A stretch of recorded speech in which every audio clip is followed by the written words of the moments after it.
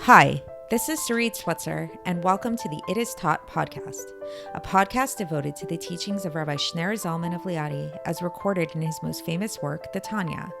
My hope for this show is to make these teachings accessible and relatable to the average person, regardless of prior Jewish education or affiliation. The episodes follow the prescribed daily study portions and are meant to serve as practical lessons in how to live your life as your true self and develop an authentic and powerful relationship with your Creator. I have personally experienced the effects the study of this work has had on me, and I'm excited to share what I can of this knowledge with you. So please join me on this journey of learning, self-growth, and connection with your source.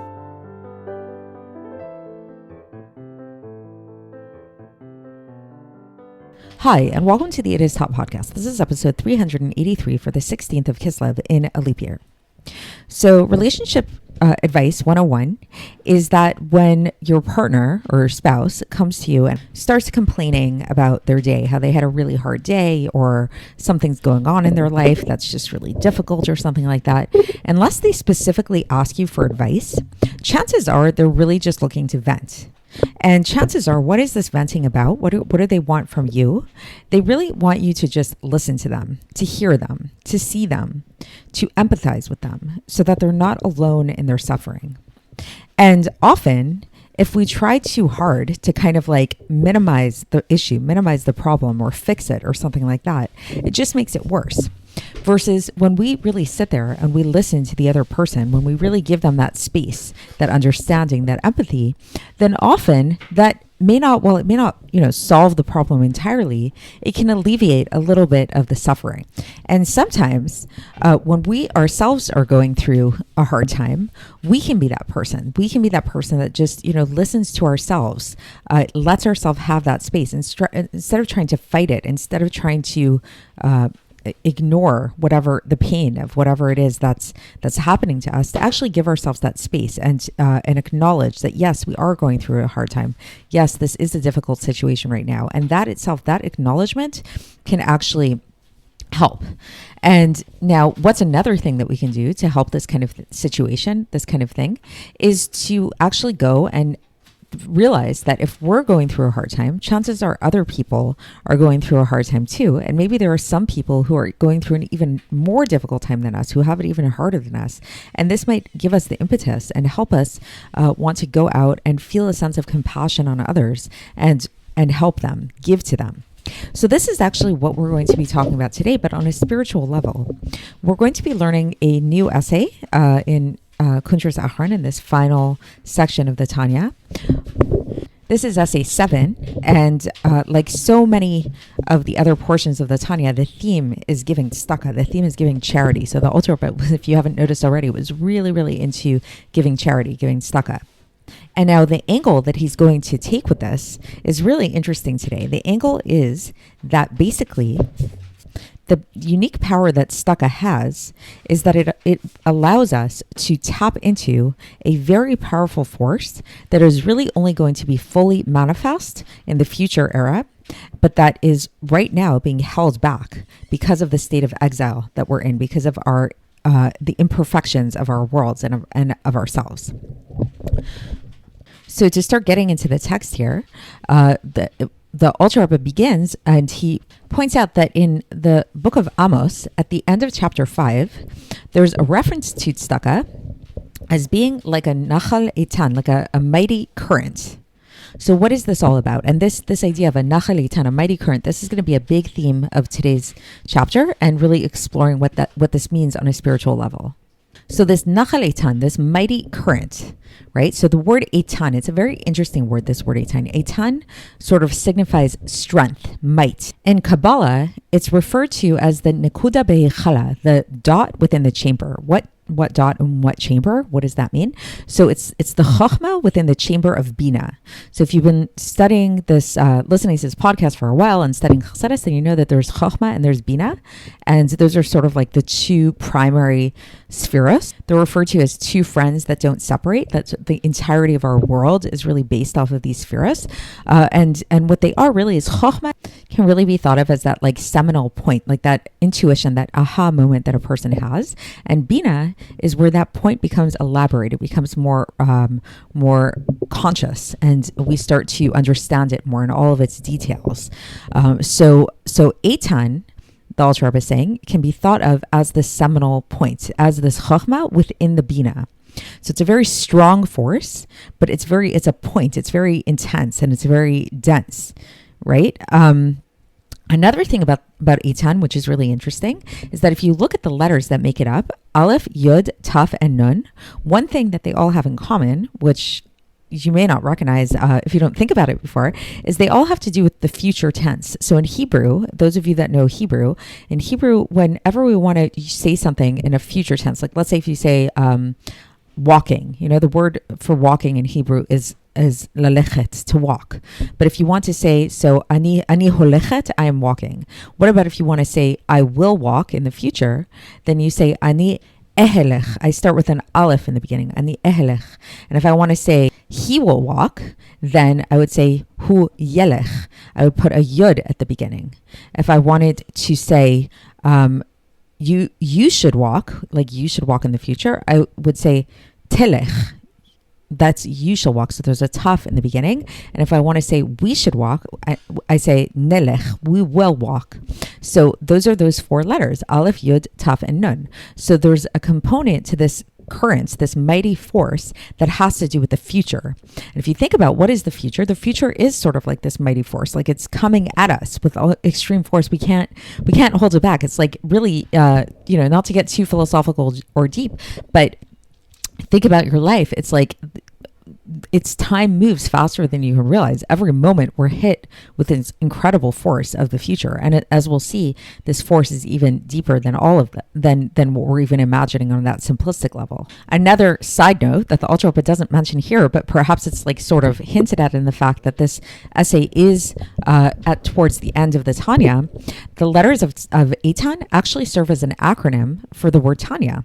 Aleph, Yud, Taf, Nun, Eitan. So you mix it around and you get the word Tanya. So another kind of like interesting thing, that Tanya is sort of like this futuristic book in a way. It's this very powerful force that taps us into to our futures, to who we can be, to a lot of potential.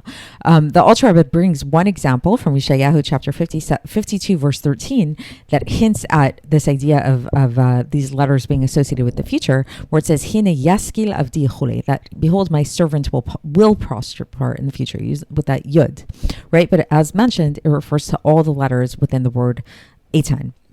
So what does this mean on a deeper level? What is this future current that the Alter Rebbe is referring to? So he's referring to this fact that in the future to come, in the times of Mashiach, then we know that this nekudah, this point, the seminal point, is really, what is the seminal point? This is the inner point of the heart, sometimes referred to as like the pintel yid.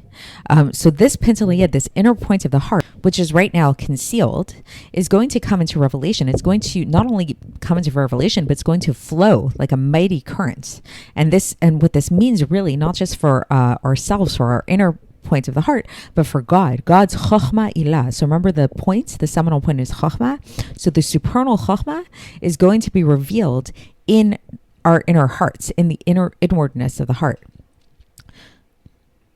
Meaning to say, on just like a simple level, that this means that in the future to come, our hearts are going to be totally nullified to God's supernal chokhmah. We're going to be totally unified with God. But now, what's preventing us from being in this state now?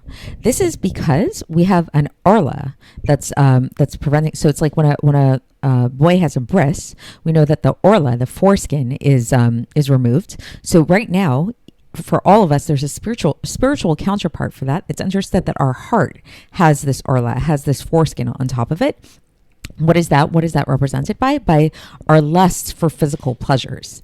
So this is what Galus essentially is that here in Galus, we're living in this state of a lot of confusion, where it's like our desires, our wants are not just for God. We want all kinds of things that are stupid even. Sometimes we know that they're dumb.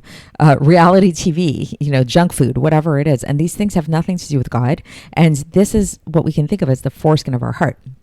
But yet in the future to come, then this foreskin of the heart is going to be removed. And then we're going to see this like current, this mighty current is going to flow. That's really going to attach us to God in a total way where we have nothing. We're going to be totally nullified to God. No external desires at all. So this is all well and good that this is what's going to happen in the future to come.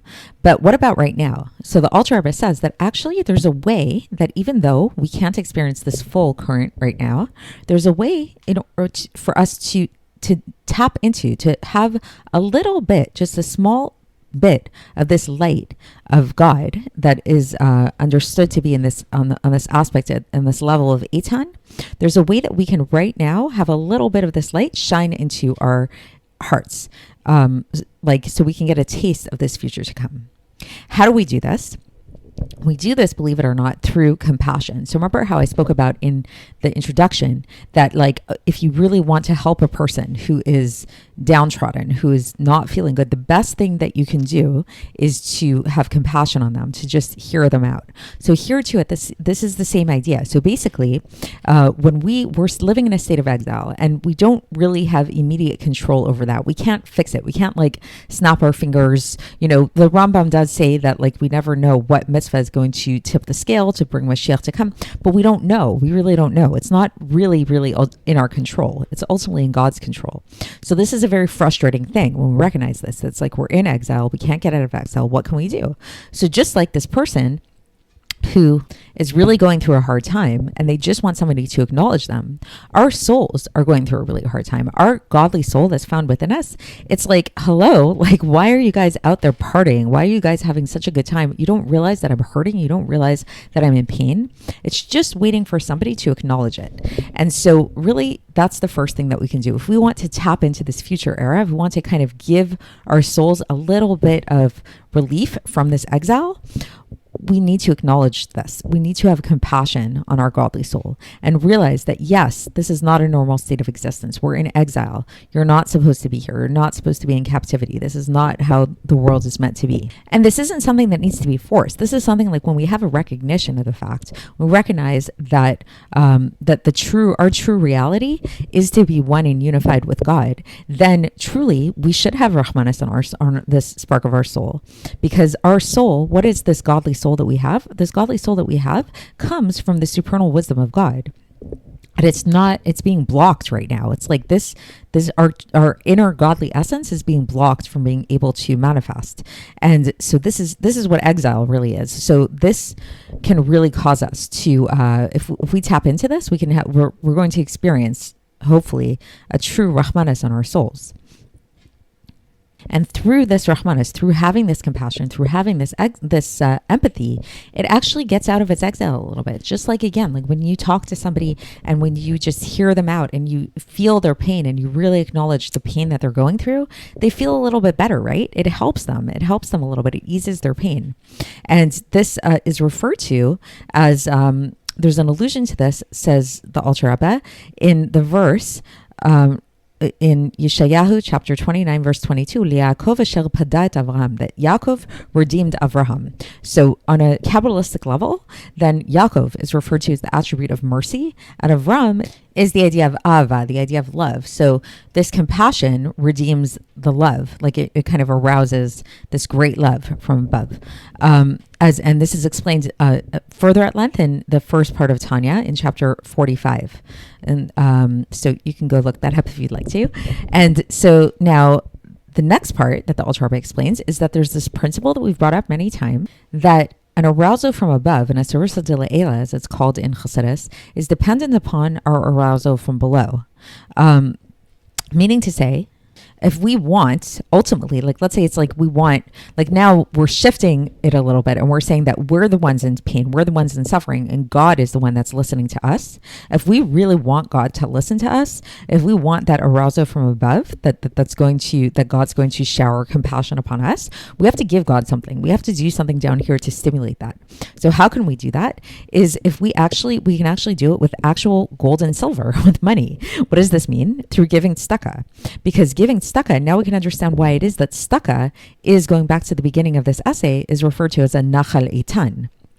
as an actual mighty current. So it's like thinking about it and there are different ways to give tzedakah. You can give tzedakah in like sort of like just a little bit here and there. Okay, I did my job. I'm supposed to give a little bit of tzedakah. I have to give a tenth. I did my part, whatever. Or you can give like a mighty current, like just give. And this is referred to, the Alter Rebbe concludes here. He brings this verse from Eov chapter 2, verse 4, where it says, or ba'ad or, that a person should give v'chol asher leish yitan ba'ad nafsho, that how much should we give?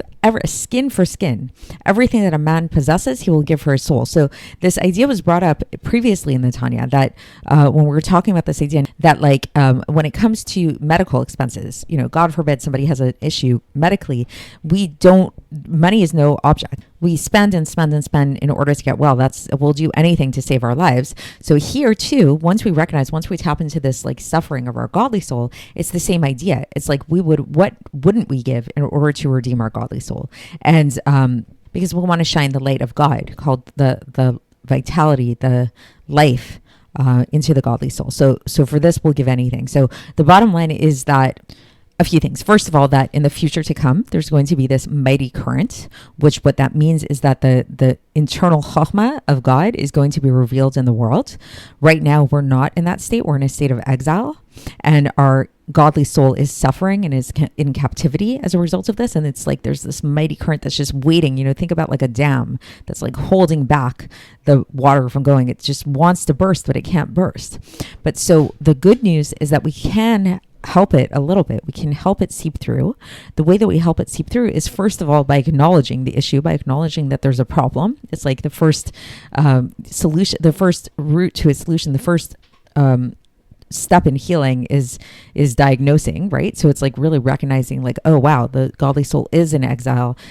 You have compassion on yourself, you have compassion on your soul, and that alleviates the pain, the suffering a little bit, and causes a little bit of the light to shine through. But even more than this, if we want to really arouse God's compassion, so that God actually comes in and has compassion on us and actually does something about it and speeds up this process of galus and brings Mashiach already, then we can really stimulate compassion down here below by giving tzedakah, and by giving tzedakah in a way that's not just limited and measured out and whatever, but really just a lot, like a mighty current, like this mighty current of giving tzedakah, giving and giving and giving and giving. This is like we're just giving in a way that somebody would spend in order to get well, in order to heal. That's because we want to heal our souls. We want to get out of this exile, this captivity already. And this Hashem will cause God to respond in kind and give to us in that kind of way, without measure, and bring Mashiach and take us out of galus. So that's it for today, and we will continue tomorrow when we move on to the second to last essay in Kuntres Acharon. So we're really getting there, guys. Stick with it, and I'll speak to you then. Thanks for listening to the It Is Taught podcast, hosted by Sarit Switzer. This podcast is dedicated in loving memory of my maternal grandfather, Avraham Yitzchak ben Binyamin HaKohen of blessed memory. Music by Shoshana. If you enjoyed this episode and would like to support the show, please share it with others and subscribe on YouTube, Apple iTunes, Spotify, or wherever you listen to podcasts. And make sure to leave us a 5-star review. To find out more about the It Is Taught project, including more information on my soon-to-be published book, please visit our website, itistaught.com. To catch the latest from me, follow me on Facebook, Instagram, and Twitter. Looking forward to speaking with you tomorrow, and until then, have a great day.